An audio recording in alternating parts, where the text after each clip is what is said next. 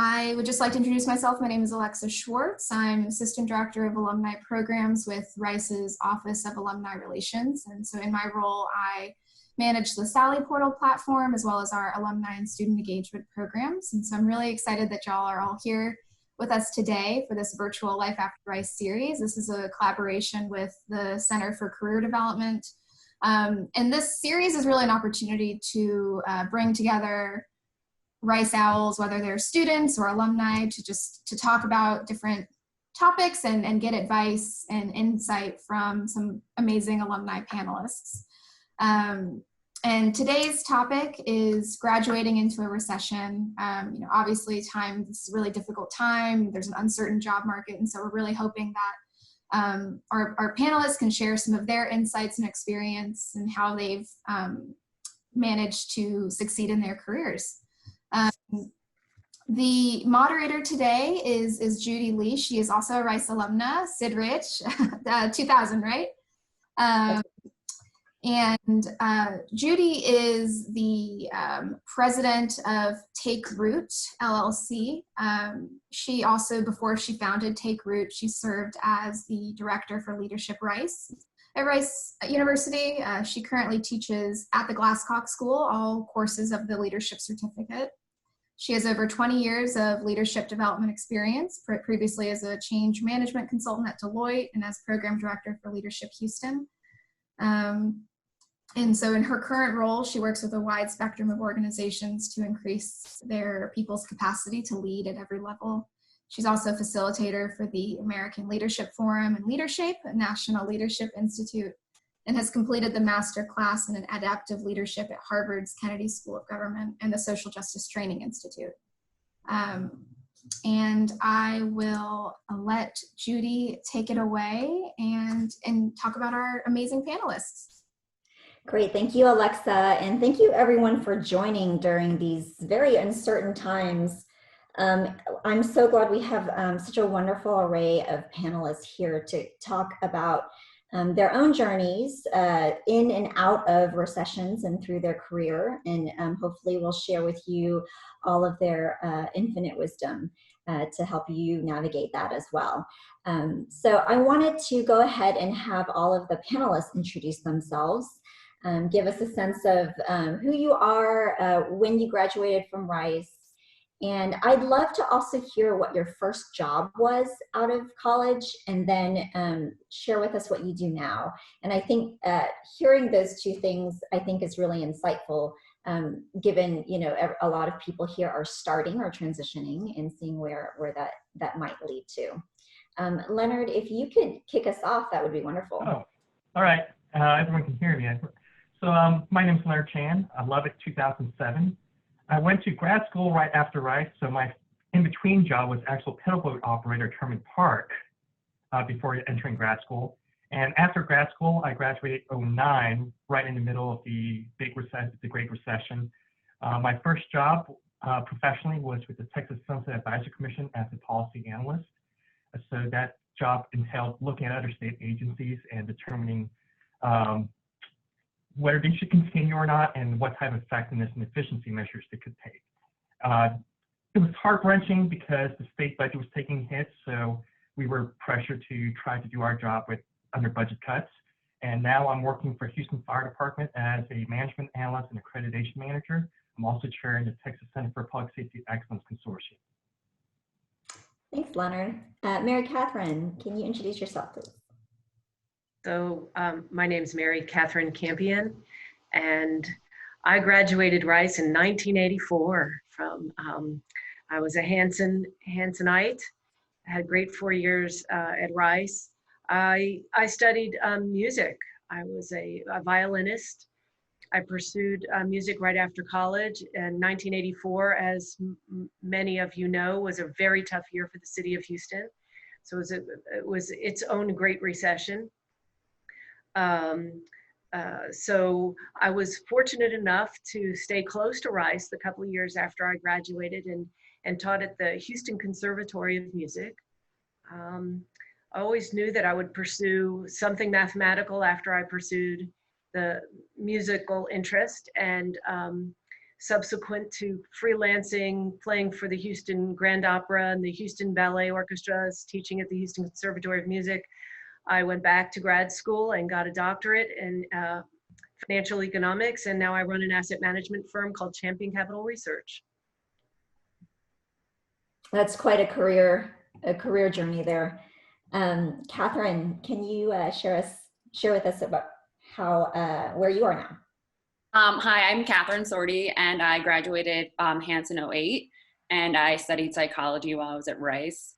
My first job after Rice was as a software consultant at an oil and gas accounting software accounting company. I did that for 2 years, and then I went back to school for public health. And so now I'm the director of grants and programs at the Greater New York Hospital Association in New York City. Great. Thank you. And Lila?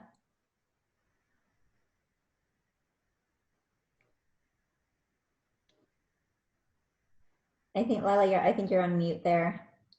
There you go. Sorry about that. So yeah, my name is Lila Holzman. I was Sid Rich 2009. My first job out of college, I'm gonna sort of cheat and sneak in a few because there were a few in a very quick period of time, but technically my first job was at a summer camp, the summer camp I've always worked at. And then after that, I did 2 part-time internships at different environmental organizations in DC. And then what I now more succinctly say as my first real job after college was working at a solar startup in the DC area. And that I didn't end up there until the end of 2009, like December. And what I'm doing now, I now live in San Francisco, and I work as a program manager focused on energy and climate change at a shareholder advocacy organization. And shareholder advocacy is something I didn't even know existed before I found my organization. Great. Thank you, panelists, for the introduction. And we also have Marilyn Wade here as well, representing the CCD, and we'll hear from her at the end as well. You know, the first question that I would like to ask the panelists is a little bit of a kind of a looking back 2020 type question. What do you wish that you had known then when you started your career, when you started your job search? I mean, clearly all of you have had you know, a lot of turning points in your career in where you started and where you are now. And so what do you wish you had known back then that you know now? Mary Kathryn, I'd love to start with you. I wish I would have known that the people on the other side, the people who are hiring, or maybe for not hiring, are just people, right? That there are people who eat lunch and people who enjoy activities on Saturdays and Sundays. They're people. And to the extent that you can treat them like people, use them as a resource like people, as opposed to something that is anything different than you. So I'm not sure I'm explaining it well enough, but I do remember getting very good advice while I was lamenting the fact that 500 resumes went out and I got no responses. And that was, why don't you just go ask somebody for some career advice, not for a job? And that really enabled me to have conversations with professionals that I wasn't going for a job. I just like to have 15 minutes of your time for some career advice. So everybody experiences these recessions. It's tough when you're trying to get a job out of school, but don't be afraid of the people on the other end of that phone or the recipients of your email. They're just regular old folk. That's great advice. Thank you. How about you, Lila? What do you wish you had known then? I think I wish I would have really realized and accepted that there's no wrong answer for what to decide to do. I think that there's a lot of pressure on, like, oh my God, I'm starting my career. This first thing has to be setting me up on a certain path. And that's just not true. Like, you can jump from one thing to another, and really, really acceptable to do that. And so just take the pressure off of like whether or not something's right for you or you feel it in your gut. Like I'm someone who doesn't feel things in my gut. I overanalyze everything, and just know that whatever you choose, you can make it work. So Lila, just kind of a follow-up question on that. How then do you get to a place where you feel like you can make a decision? It's challenging, but I feel like it's about trying to gather as much information as possible. I think Mary Katherine's point about remembering that the people on the other side are humans, and talking to them about career paths and just gathering information, but also recognizing that no one is you. And so everyone that gives you advice, you always have to take it with like a grain of salt of, that makes sense, that's rational, I want to keep that in mind, but does that work for me? Is that really what I want? And just know that even if you end up deciding something, it's going to be okay, even if you have a little bit of, I don't want to say regret, but just, doubts. It'll still be okay. Mm-hmm. Great, thank you. How about you, Leonard? I'll say there's two things. The first one, just to piggyback off the others, is you should not be intimidated by the person on the other side of the table, or be intimidated by fellow alumni. Like fresh out of college, like, oh, big bad alumni. It's like, we should not be intimidated by the more veteran folks, and I should have been more willing to engage. The second aspect is, it shouldn't allow not getting a phone call back or an interview affect morale.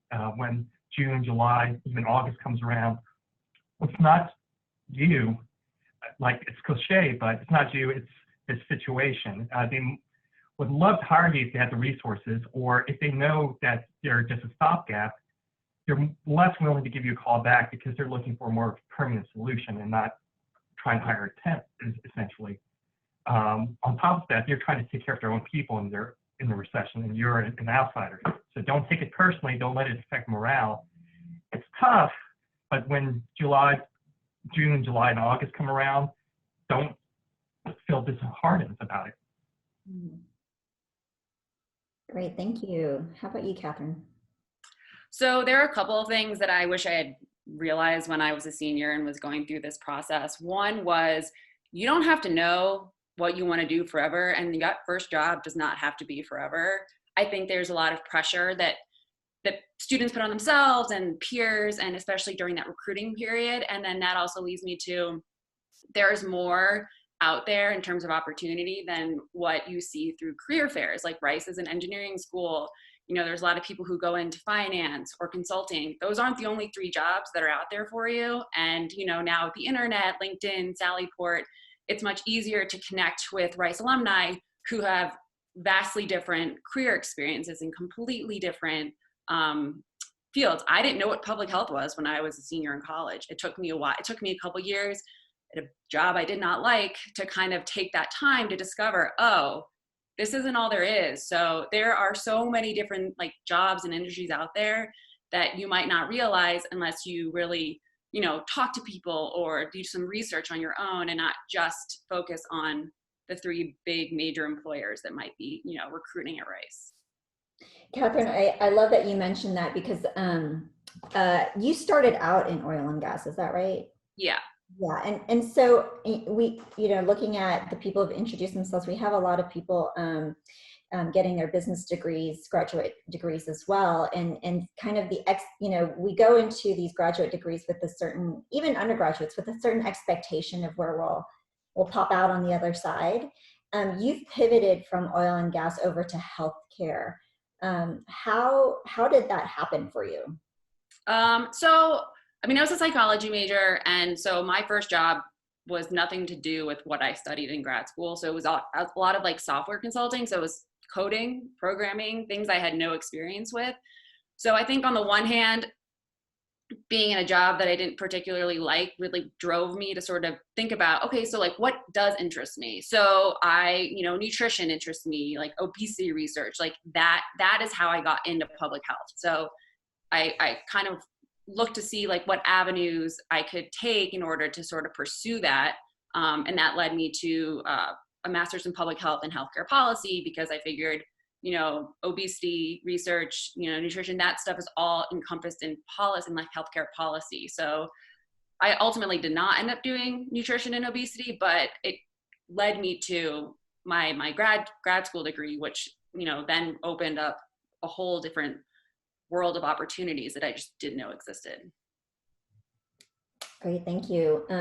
Mary Kathryn, this question is for you, specifically because you entered the workforce in a recession and you've experienced a couple of more through your career. What aspects of a job search do you think is the same during a recession, and what should people do differently?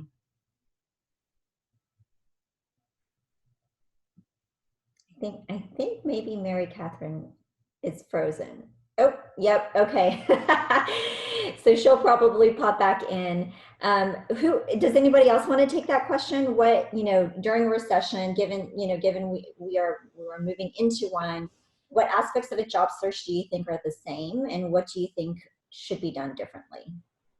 I'll actually take this one, Judy. Everyone, I'm Marilyn Wade. I'm from the CCD, the Center for Career Development, and just from my experience, I, prior to Rice, worked at the University of Houston during the Great Recession, and in particular, I worked with alumni, and so I got to see firsthand a lot of what the job search was like at that time, and what a lot of experienced job seekers were going through, as well as students.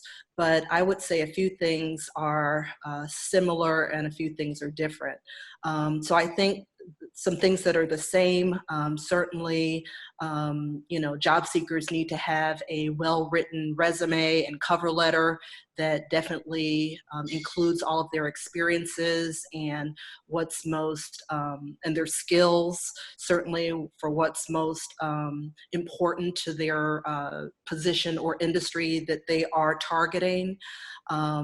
One thing that is the same is that, networking still needs to take place, although I think now even more so, networking is vastly, critically important. So job seekers need to continue to network in a variety of different ways. I think before this particular recession that that looks like we're going into and are in now, there were a lot more in-person avenues to network, but I think right now job seekers should take advantage of any online or phone networking that is available, and there are a lot of resources through Rice, through the Sally portal, through LinkedIn, through professional associations, through the Alumni Association at Rice.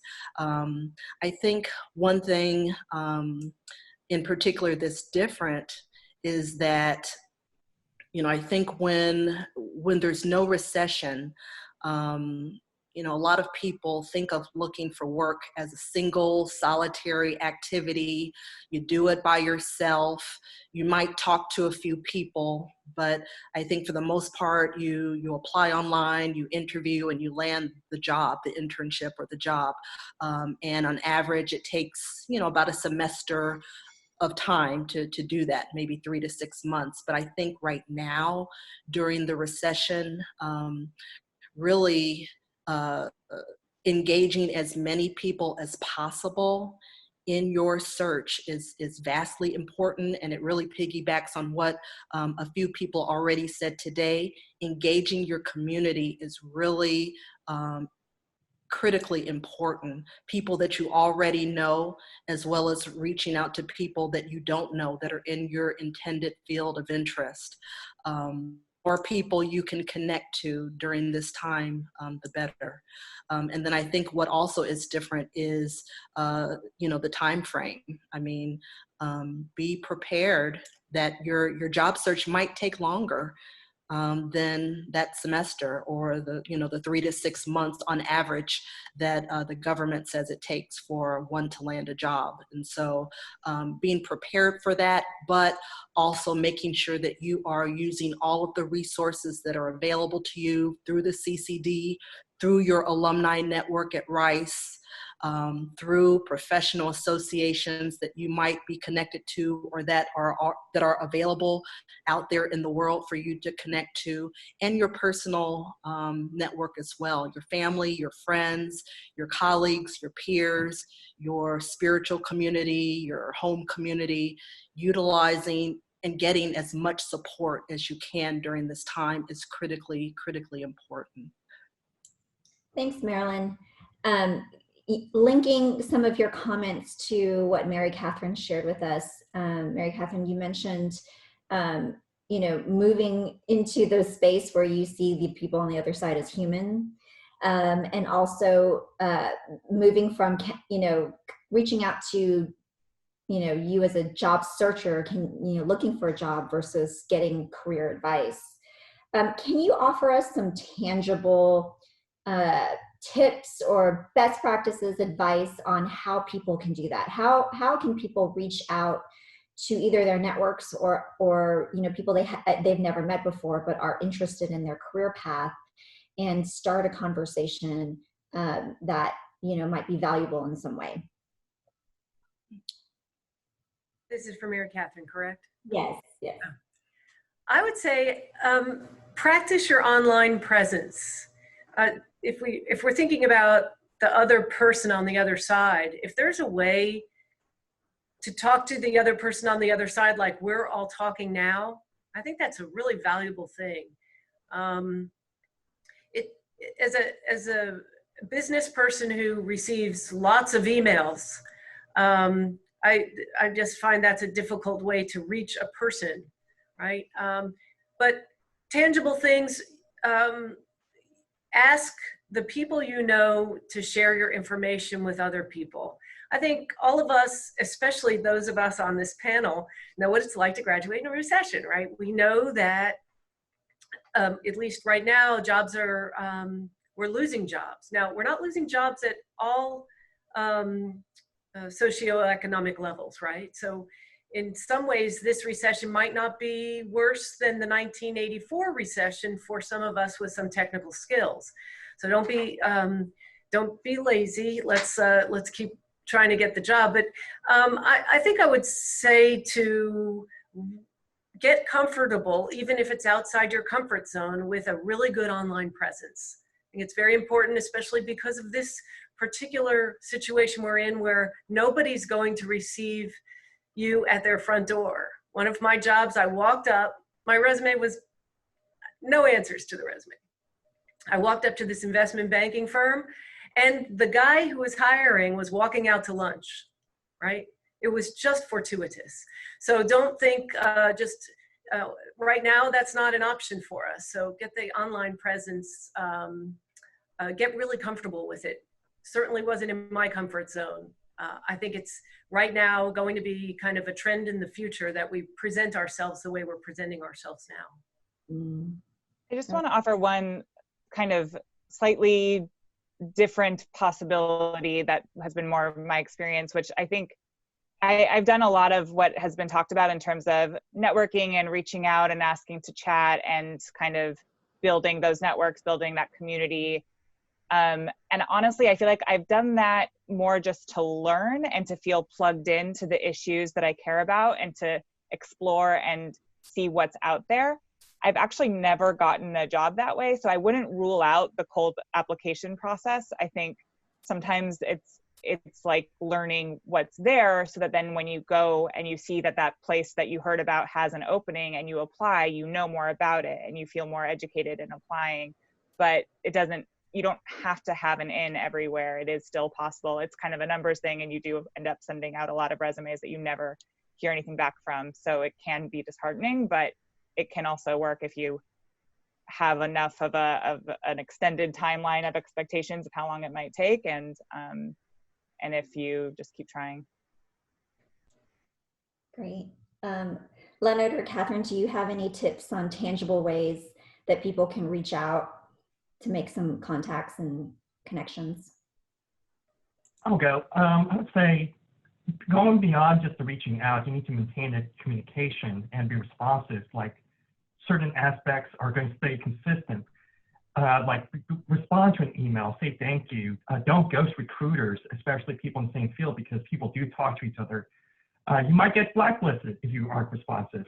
I had an intern candidate no-show to a phone interview several years ago, and I had to call career services saying, hey, we had high-up people willing to do a phone interview, and they just didn't respond or reply.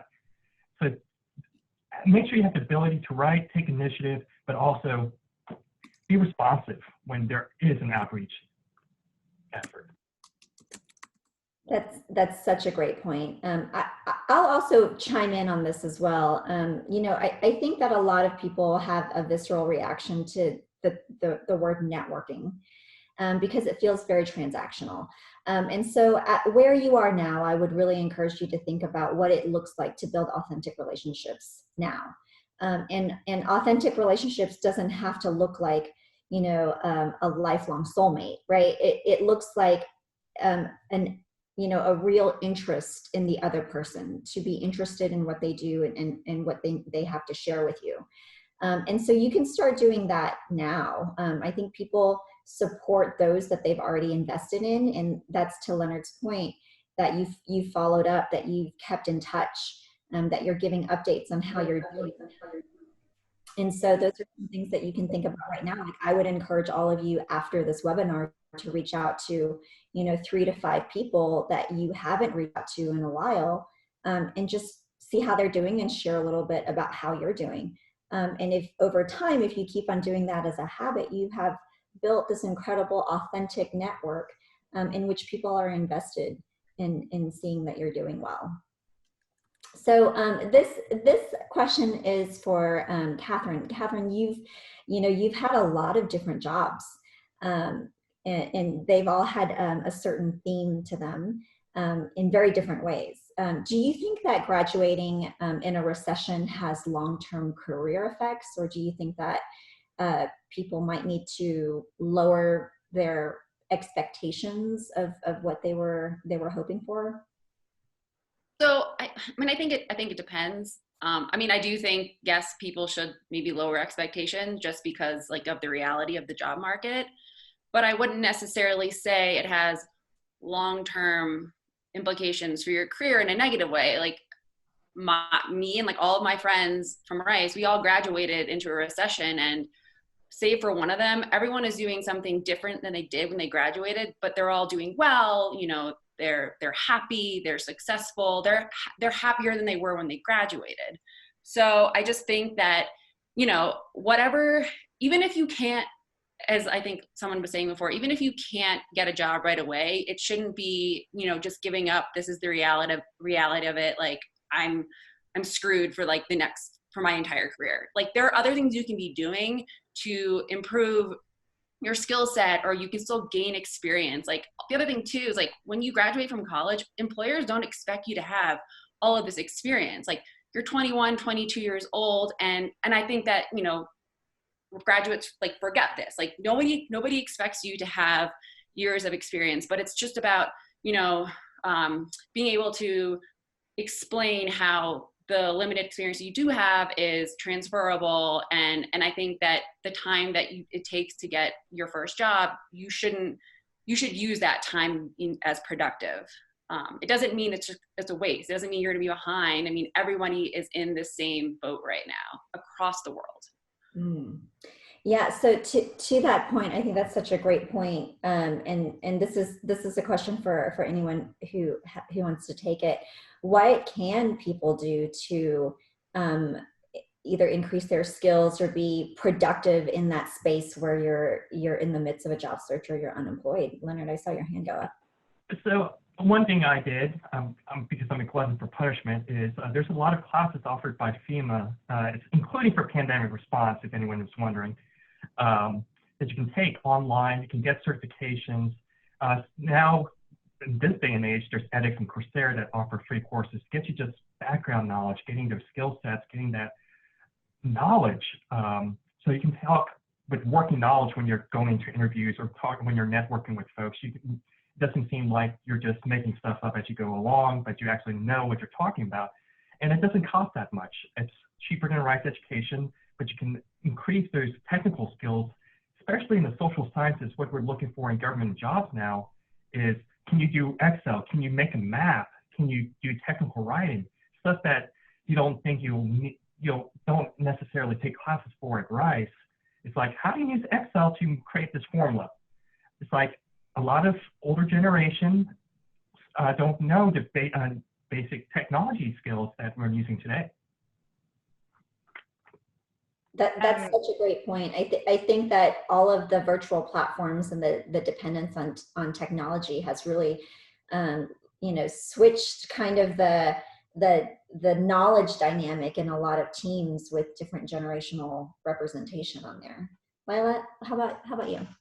Yeah, I was gonna throw a couple of different ideas out there. I think for me, I was lucky in that I financially was able to take a couple of part-time internships that were in the field I wanted to be in, but were not well paid at all, and definitely not at the level I thought I should be coming in at with a degree from Rice.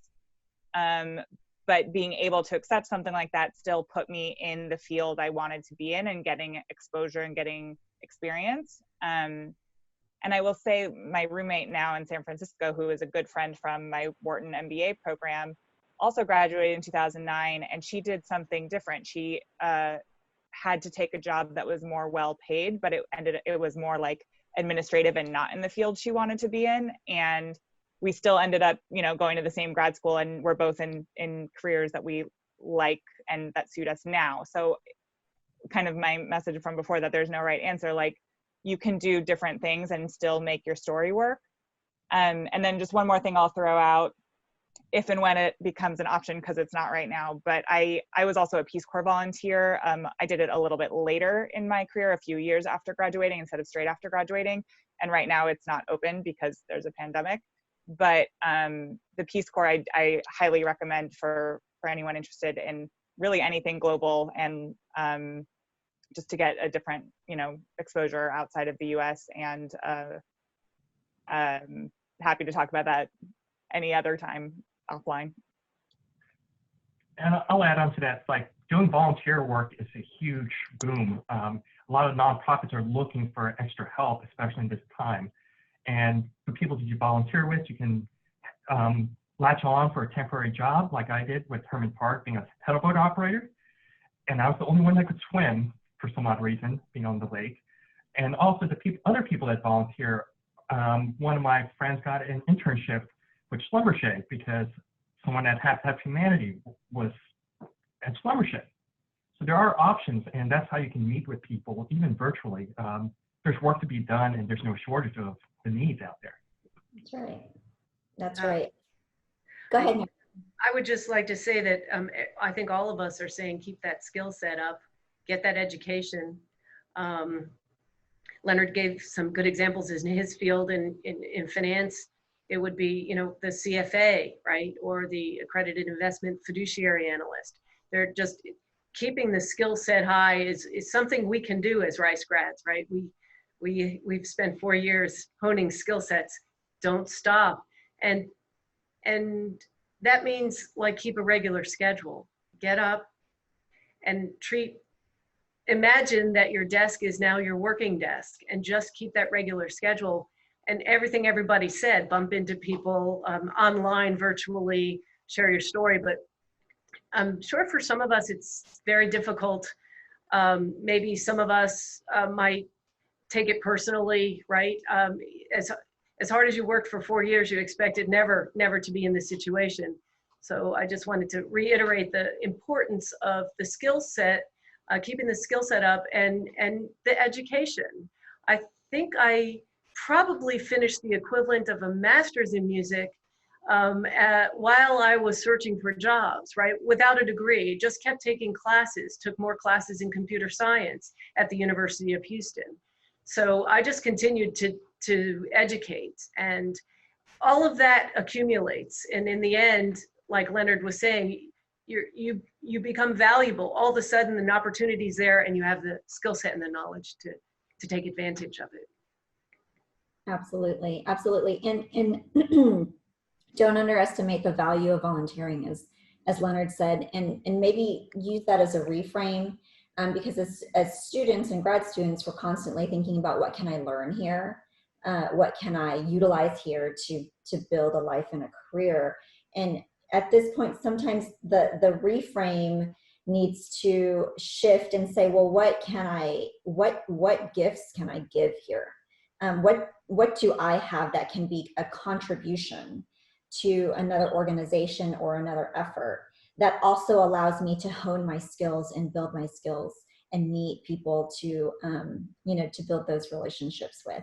And so that might be a reframe that is a different type of approach from the student mindset. We'll start with Mary Kathryn on this question, but open it up to everyone. We know that these are really uncertain times. We know that recession is coming, or we're in it. What can people do right now to prepare for it when they graduate? Both kind of from a career perspective, but also from a financial perspective. We are in a recession. It's not coming, we're here. A recession gets called after economic data comes in. And I'm here to tell you, we're in a recession. So what can you do? Well, we've just talked a lot about what you might do at the, kind of the career level. And financially, get rid of your debt. Get rid of your highest cost debt. When the class of 1984 graduated, I think my first car loan was at a 13.8, 14% interest rate. Unfathomable right now. Many of you have never seen those kind of interest rates, right? Imagine that burden graduating into a recession. So kind of a similar theme that we've all been discussing is this idea that nothing's permanent. And especially for those of us who graduate in this type of environment, don't think it's permanent. Save, don't overextend, don't go into debt. And so that would be my financial recommendation. I think that a lot of student loan repayments are being forgiven right now. But by all means, do whatever it takes, get another roommate. But just save your pennies, the opportunities that will be available. And I'm not sure anybody specifically said this with regard to careers. Don't obviously be afraid to do these volunteer projects, but also be creative with projects. It's okay to introduce yourself as someone who can do a specific project for an entity. Kind of the idea is, this is my way in, right? I understand this is what you do and this is how you do it, but I think you see it all the time with websites. I think you can improve your website, but don't be afraid to pick up a project as opposed to taking on a job. So any income that you can get is good, and it's not permanent. And I think I see it from all of us who have had to enter the job market in a recession. We're all saying the same thing. We've all had different jobs and different career paths. And that might be a little different from someone graduating into a booming economy where all of a sudden you land the job that you think you want. There's more probability of that than in a recession, and you stay with it. And I've got to say, it's almost a blessing to have had to have so many opportunities in the gig market, in the temporary market, because we graduated into a very slow economy. I would almost say that we're advantaged by that. I really like that perspective. This question is for Kathryn and Lila. And let me just side note, if any of you have questions for the panelists, go ahead and feel free to go to the Q&A function and put your questions in there, and we'll get to that in a few minutes. Kathryn and Lila, what are things that people can do to set themselves apart in an already competitive job market? So I think one thing that's really important, and I do think that, there's an emphasis on this, it's just confidence. like, 22, 21-year-olds, like you don't necessarily have a lot of confidence with regards to, getting a full-time job.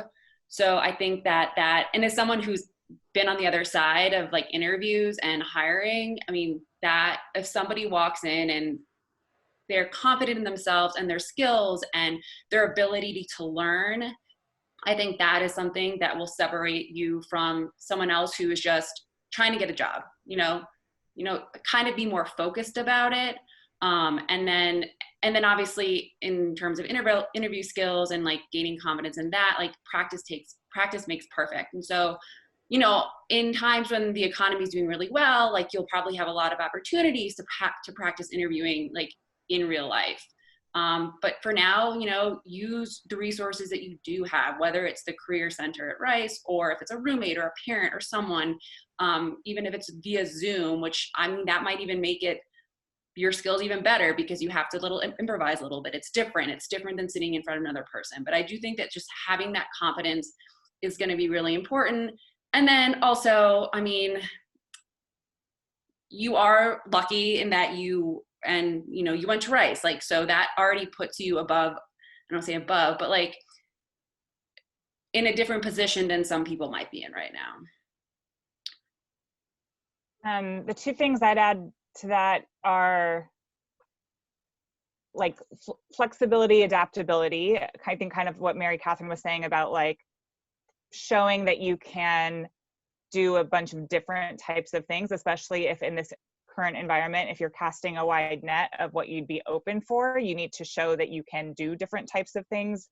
And for, like I mentioned at the beginning, I had never heard of shareholder advocacy, and now that's what I do. And but in the process, I had to show that I had comparable, applicable skills, and that I am good at learning new things and adapting to new environments. And those are the kind of skill sets that do transfer.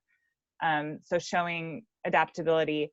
And the other thing I'd say is purpose. And this can be hard if you end up having to take something that's not necessarily what you would have wanted right now, but still showing that, you care about whatever it is you're going for, and that it's something that you see as, because I feel like sometimes in interviews, you get asked like, why do you want this? And if you don't have a good answer, that's a pretty quick deal breaker. And especially in my line of work is all like, has mostly been nonprofit or social impact or other sustainability oriented things. And just, it's really important to understand that people care about what they're applying for. Nobody wants to be told as an employer that you're only looking at it because you couldn't get something else right now. Such a good point. I think to tack onto that, how you articulate what skills you have and why they're important to you in how you apply it is so important. And that's something, to Kathryn's point, that you can practice. I think a lot of people miss the opportunity to practice articulating what they're good at and why they're good at it in a way that transfers. All of you have had career changes or job changes, and part of that is being able to explain why your skill set in X industry applies for the job that you're applying to. And so the clearer you can get on that and the more articulate you can be, the less work that you're asking the hiring person to do for you to take a guess if you can transfer your skills over to this. And so do the work for them. Leonard? I'll just add on, it's like it helps a lot if you can have someone that has credibility vouch for you and more than just a generic recommendation letter, actually be genuine about it and have depth behind their letter recommendation or that phone call that they're making on your behalf. Absolutely. Yeah, Mary Kathryn. And Judy, you said something that was meant a lot to me. So as a violin performance major, I would have to stand up and memorize an hour and a half's worth of music that was very technically challenging, and then stand up and play that in front of an audience, which was a really difficult thing for me to do when I was 18, 19, 20 years old. fast forward a PhD in economics and a CFA in finance, and I've been asked to go over to Singapore and Malaysia to do a Jack Lippincottle like this, a CFA presentation. And standing up in front of 300 people with notes and a podium was easy. It was easy. So I say this to those who are listening. It's absolutely true that there are lots of skills that we have that are transferable. You might not know what they are yet, but have confidence in your skills, because we have, those of us who have graduated from Rice are very fortunate to have had an exceptional education.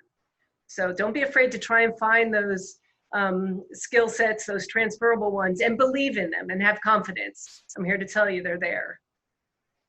Absolutely, absolutely. We're going to move into the Q&A session of the webinar, and so again, if you have questions, go to the Q&A function to add your questions in. I also am curious about our participants who are logged on right now. I'd love for all of you to go into the chat function, and make sure it's you're selecting all panelists and attendees so we can all see it. But on a scale of 1 to 5, I'd love to see where your anxiety level right now is for the job market, for looking for that job, your next job right now. 5 is like way high anxious stress level, and 1 is like, yeah, it's on your mind, you're kind of thinking about it. I just love to get a sense of where we all are right now. And while that's coming in, I have 2 questions that I'm going to put into one. And this is for all of our panelists who have gone through with their graduate degrees. They want to know what advice you would give for those who are kind of in the more senior level graduates, who are either finishing up their MBAs and have had some years of work experience under their belt. And a follow-up question to that is it worthwhile to apply for jobs that you might be overqualified for? I would say yes. It's one, if you apply for a job, get into a company, there are still going to be promotional opportunities in said company or agency or whatever entity you're in. It's like just getting your foot in the door, building those relationships within that company or government agency gets credibility that you can do the job more than just inside a classroom. Yeah, Lila? Yeah, I think, so I both times I've graduated now, I've done it without a job and without knowing what I'm doing after. So one thing I would say is it's still okay, it's still acceptable to graduate from a grad school program and have some time off or have some exploration time and not jump immediately and not have an offer by the time you graduate. It is all still okay. And I also think it's okay to apply to things that you're overqualified for. I think especially if you're like making any kind of a shift or you just want to get your foot in the door and get exposure. So yeah, I think those are all options. And I'll add on to that, it's like I applied for a job I'm overqualified for as a second gig. I'm a security guard on the side and gets lots of good experiences watching hockey, basketball, concerts, and getting paid for it. But at the same time, it's like it's a good safety net in case I need emergency funds. That's where I'm putting the second gig funds forward. Absolutely. Absolutely. There's a question that came in through the chat that I think is really interesting. What's the best way to support new graduates as alumni? But the follow-up question I think is even more interesting. What's the best way to reach out to more senior alumni for their advice? And so we'll start with you, Kathryn.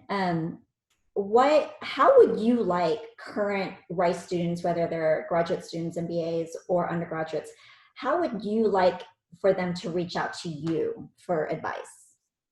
So I think the easiest mechanism I could think of would be through LinkedIn. I mean, you can definitely search for people who have Rice on their their LinkedIn web page. So there's that way of doing it. And I don't know if the Career Center at Rice has a directory or some sort of database of alumni who have offered to, who are like, would be totally willing to have those conversations. I mean, it could be like an opt-in, opt-out thing, but I mean, if they don't have it, I think that would be a great thing to do. Because I think like so many Rice alumni would be more than happy anytime, recession or no recession, would like love to connect with current students or recent graduates.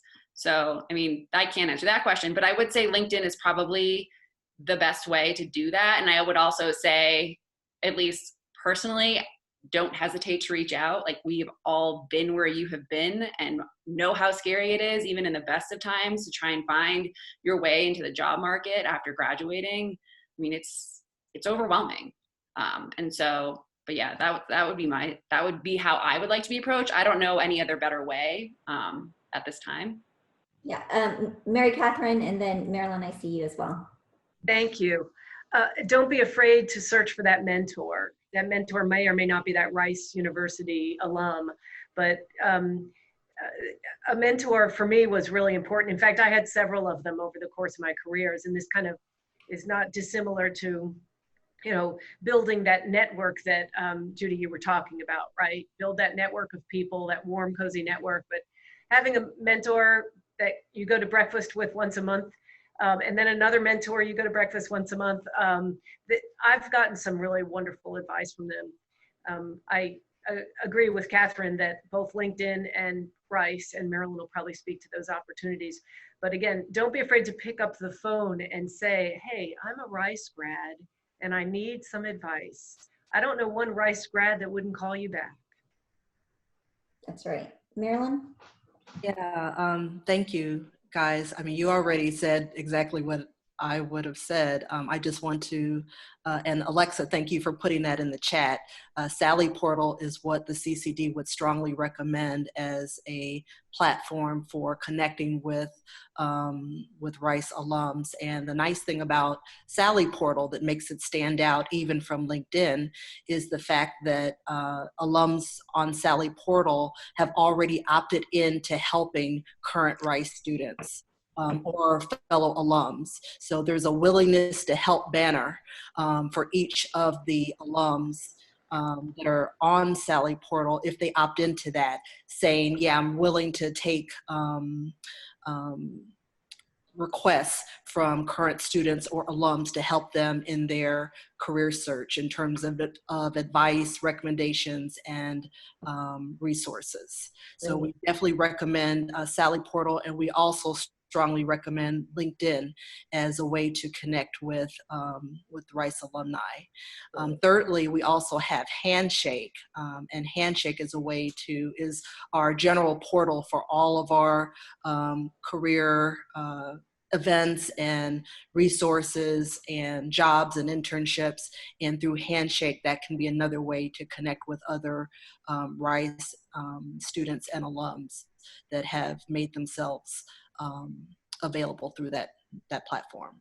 Thank you, Marilyn. Leonard?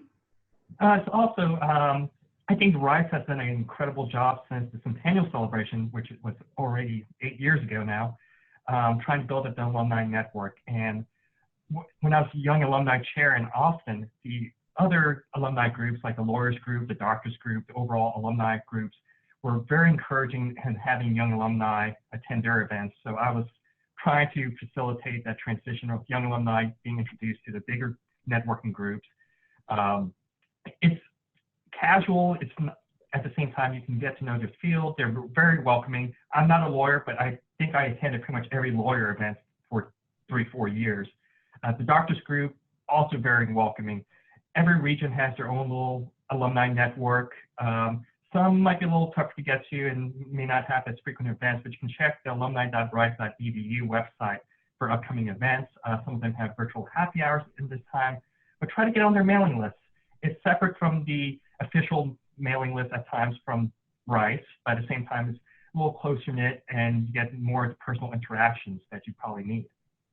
Absolutely, absolutely. And I'll add as well, as someone who has received a lot of those types of emails and calls from students that I've that I don't know and have never met before about getting advice. I would say, when you reach out, be concise, introduce yourself, emphasizing the Rice connection, and then ask for something that's kind of a low-hanging fruit that it's hard to say no to, right? So if you say, if you put down there, like, I'm trying to figure out my life path, like, I'm like, I don't know you, I don't think I have the time for this, right? But if you say, I am interested in what you do or in your career, and I would love a 10 to 15 minute phone call to ask you a few questions to get your advice, that would be wonderful, right? That's a hard thing to say no to. And so make sure that you're framing it in a way that allows for that initial interaction to be kind of an easy, an easy one for the senior alumni that you're reaching out to. The second thing I would also add is that at the end of that conversation or at the end of that thread, you might say, do you know of anybody that I should talk to given my interest in this? Who would you recommend I talk to, whether they're a Rice alumnus or not? And that allows you to continue these types of conversations. I just want to throw in one very quick thing that I don't think anyone mentioned, which is Facebook. I know, at least in the Bay Area, there's a Bay Area Rice Alumni Facebook group, and I have connected with other similarly careered folks who say, like, oh, I'm in the sustainability world and I just moved to the Bay Area, want to connect. And I think that's just another easy option to kind of low effort and try to see who's out there. Absolutely, absolutely. I'm cognizant of our time, so this is going to be the last question, and this will be for all of the panelists before I swing it back over to Alexa and Marilyn to wrap up our webinar. And this has to do with a question that Kui Young offered in the Q&A, and also given kind of the high numbers that we saw, you all input a lot of 4s and a lot of 5s on the anxiety level of job search. Given how uncertain things are right now, what words of encouragement or advice might you give everyone on how to approach their job search with resilience and confidence, right? What advice might you give to help everyone approach this with resilience and confidence? Can I start? Sure, Marilyn. Okay, so I have 3 things. I've thought about this question, and I have 3 bits of advice I'd like to share. The first thing is, you can definitely do this. Everyone on this call is a Rice student or a Rice alum, and we've talked a lot about how strong that makes you, how resilient that already makes you. Even if this is, the first time that you've ever had to navigate your way through a recession, you've already got what it takes. You've already made it through one of the most difficult, most competitive universities in the world. And so you've built your skill sets. You've had a variety of accomplishments. So I know for a fact that you already have what it takes to make it. You just have to believe it. And so in order to believe it, I would say the second thing to do is to not do this by yourself. Don't go through a job search, especially during a recession, all by yourself. I challenge everyone on this call connect to daily. Judy, I love what you said about 3 to 5 people daily. Perhaps you split that up into people that you already know, that already love you, that already support you. You tell them what you're facing and you ask for support and information from them and guidance. And then the other people that you can reach out to, you're asking for interviews, as already mentioned, asking for a few moments of time to learn about their path, what they did in order to get to where they are, and what they had to do in order to become successful. So I strongly recommend don't do this by yourself. And then thirdly, of course, I want everyone to know that the CCD is available for virtual appointments. We are more than happy to lend support to you and guidance in exactly what you might need to do in order to land a job right now or this time next year. So if it's been a while since you've updated your resume, if it's been a while since you've even looked at your LinkedIn account, if you've never had any interviewing or networking assistance, if you haven't practiced your pitch or practiced how you're going to answer certain interview questions, we are here and available to help you do just that. So I strongly encourage you to schedule an appointment with us through Handshake. That is the portal that we use in order to schedule our appointments. And if you are an alum and it's been some time since you have used Handshake, or if you've never had a Handshake account, we encourage you to contact us at ccd@rice.edu in order to create a Handshake account. I can jump in. The first thing I would say is I feel you because like my career has focused mostly on climate change, which is a pretty heavy existential threat to the planet. And then now we have a pandemic and a recession, and it's stressful. It's lots of anxiety abound. So, you know, there's a sense of solidarity that this is hard, and you're not making that up. It's really hard. And then something that I just want to share that my MBA program talked about, which is like, we talked about meaningful work as kind of a Venn diagram of like stuff you care about, skills you have, and what you can get compensated for, like what someone will pay you to do. And it's really hard to find the sweet spot in the middle. And I think at certain points in your career, you might be heavier on one of those three elements.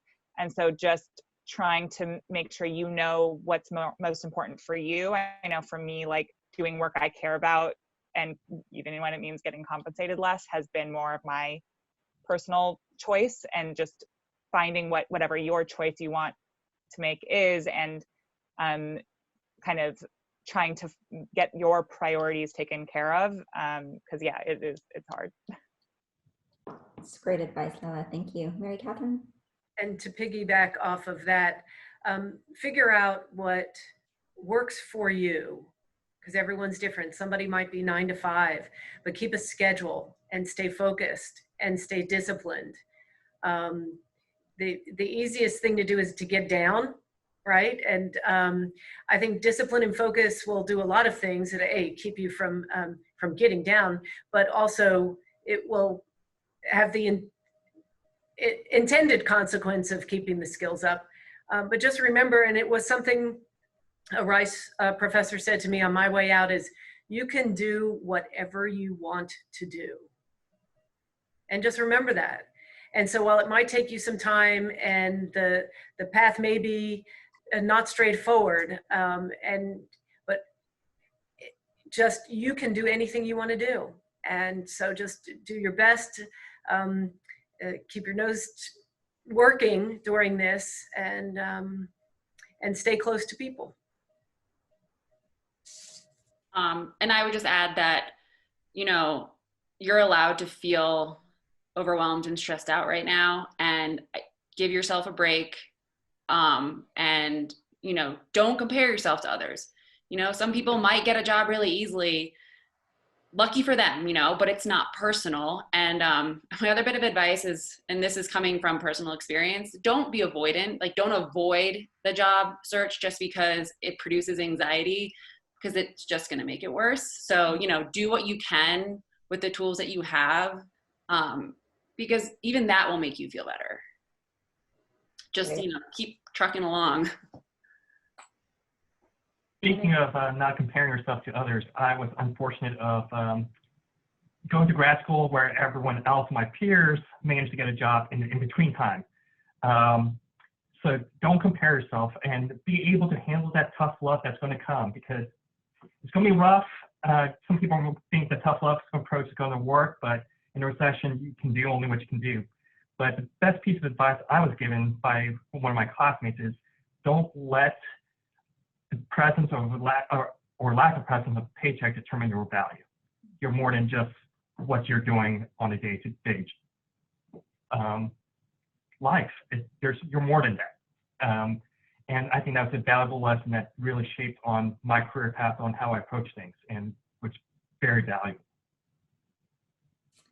Such great advice and words of encouragement from all of you. It's both validating. I hear it's, you know, what I'm hearing from all of you is validating that this is unusual times, and you get to be on that 4 and 5 on the scale, and you'll get through this. So thank you for joining us. I'm going to hand it back over to Alexa and Marilyn. I see that Alexa has put in the chat rooms a number of different resources, and Leonard has done that as well. So definitely check that out. But Alexa and Marilyn, thank you for putting this together. Yes, thank you so much, Judy, and thank you so much to our panelists. I think it makes me really happy to be able to bring everyone together to share y'all's advice and insight to the people who are able to join. Marilyn, would you like to share a few words about the CCD resources? I know you touched on it a bit, but if you'd like to start first and then I can wrap up. Yeah, absolutely. So the CCD, you know, our main goal is to educate, connect, and empower Rice students and alumni in reaching their career goals. And so I just want everyone on this call to know that we are definitely available to help you with any aspect of career development that you might need. We are available for life for Rice students and alums. So it doesn't matter if you are a graduate, you know, a recent grad, a grad 10 years ago, a grad 40 years ago, we are still available to help you with anything that you might need, whether you are uncertain about what you might do when you graduate, uncertain about whether or not to go to grad school, or if it's 20 years later and you're looking to or thinking about transitioning during a tough economy, we can certainly help you where you are. We are currently working virtually with students and alums. As you may know, you know, the university is open, but really operating virtually right now. And so we are available for virtual appointments. We're meeting with students and alums through Zoom, through Google, through Skype, and by phone. All appointments are scheduled through Handshake, which is our engagement platform for everything that we do. So if you have an account through Handshake, you can use that to schedule an appointment with a counselor.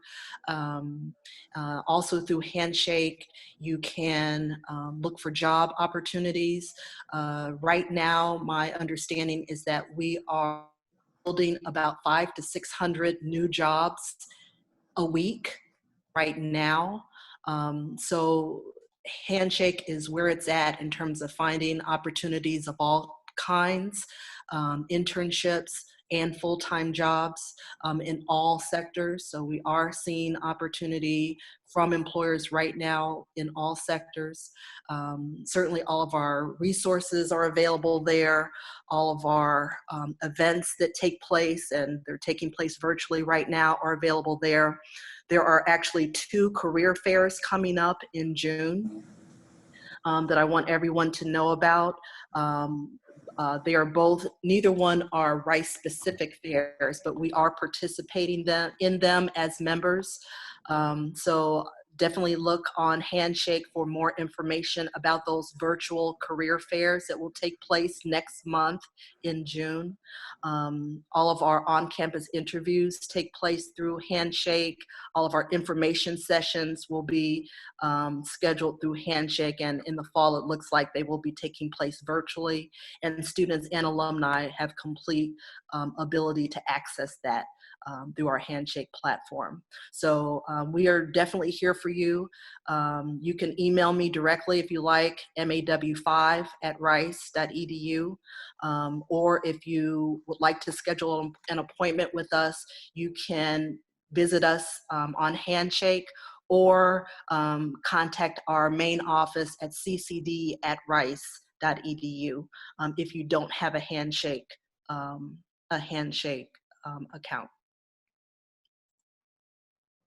Oh, and also, so we can also help with everything job search related. So if you want help with your interviewing skills, if you're looking to brush up your resume, your LinkedIn profile, your networking pitch, your elevator pitch, definitely seek us out, because we can help in building more confidence through your communications. Thank you so much, Marilyn. Again, thank you so much for calling in today. I hope this helps demonstrate the fact that the Rice Network is very strong, and we are here to support you no matter where you are in your career development journey. The Office of Alumni Relations has a lot of virtual programming happening, and I will share that out in our follow-up. We've got anything from a Wellness Wednesday yoga series to virtual happy hours to the Brains in a Bar featuring the incoming provost. So please be on the lookout for that. We have 2 other virtual Life After Rice sessions scheduled in June. One's called Careers, Pivots, and Transitions, and the other one is Alumni in Tech. So definitely check those out as well. And, you know, we've talked about Sally Portal. That's a great place to start if you are looking to mentor students and alumni, or look for a mentor yourself. And I will be sharing information about that in the follow-up email. Lastly, you should, once this call is over, there'll be a survey that should pop open in your browser. It's a Qualtrics survey, just asking a few questions about your experience with the event, and if you have any suggestions for future programming, because we really want to make sure that the virtual programming we're providing is meeting needs. So please fill that out, and it'll also be included in the follow-up. And last but not least, I just really want to thank our panelists, thank our moderator, Judy, and Marilyn, for all being here today. I really appreciate it. I can give an applause for them. Everyone's applauding from wherever you are in the world. And with that, I think we'll wrap up. Thanks so much, everyone. Have a great rest of your afternoon.